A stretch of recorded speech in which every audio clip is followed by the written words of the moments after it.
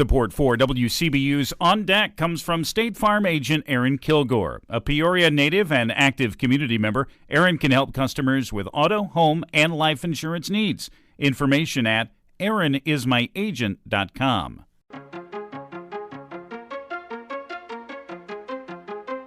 A development expert stresses a focus on quality of place for Greater Peoria. That's just one of the things you'll want to hear about to start your day for Thursday, April 25th. I'm Colin Shope, and this is WCBU's On Deck.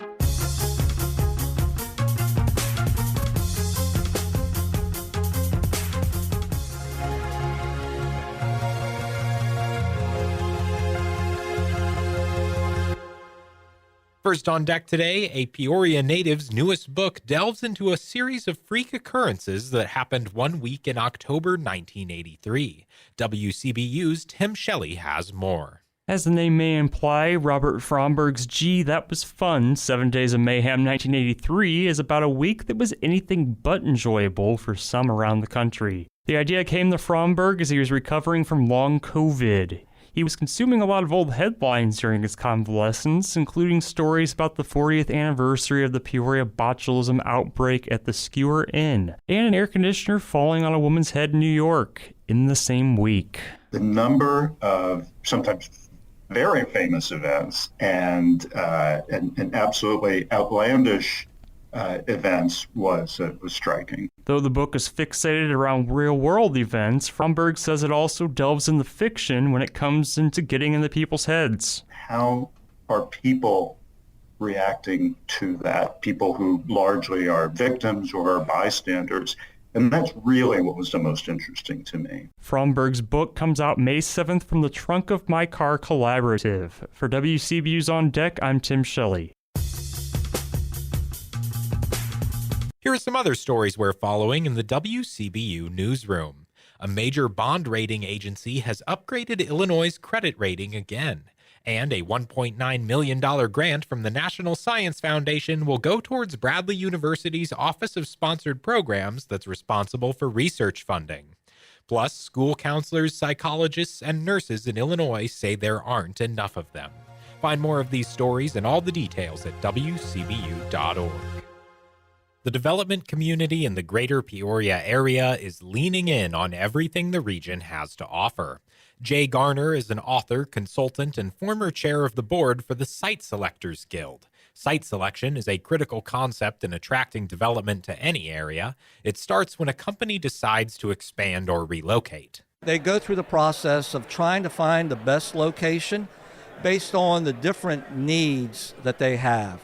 And sometimes companies will do that on their own, or sometimes they'll hire a third-party firm like myself to help them find the ideal location for that expansion. Garner says there are a lot of factors businesses take into account when selecting sites.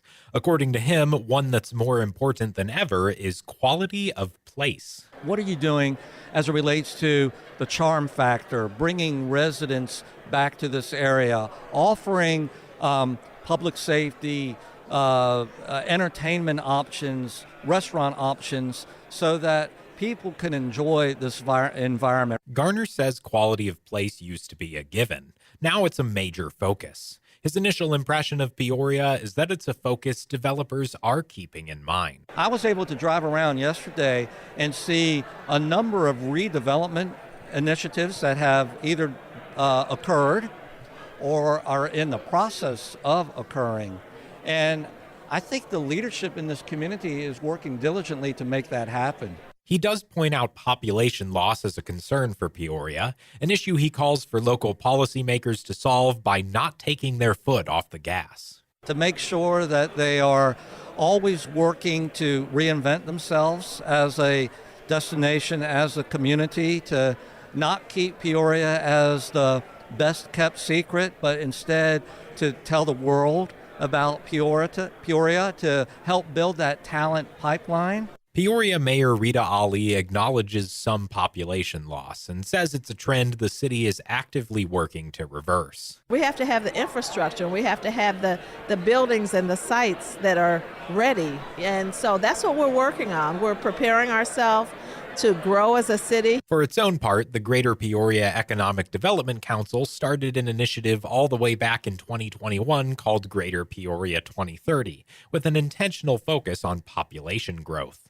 Council CEO Chris Setti says an important part of any development in the region is not letting the focus get stuck on just the city of Peoria. So having a quality of place, having a good downtown, not only in Peoria, but in Morton and in Pekin and in Germantown Hills and all of those places, having a robust talent pipeline that meets companies where they are and where they're going to be in terms of workforce. These are all the important things. But SETI is quick to highlight other strengths of the area as well, like the options it offers manufacturers. If you want to get your goods to market, we have road, rail, and river, which is something that a lot of communities can't boast. They may have railroads and roads, but not everybody's got the Illinois River running through the middle of it. This whole conversation is happening in front of a backdrop of ongoing development efforts. The Peoria City Council just took the first steps to approve 2 new tax increment funding districts earlier this week. This includes a development aimed specifically at industrial parks on Galena Road.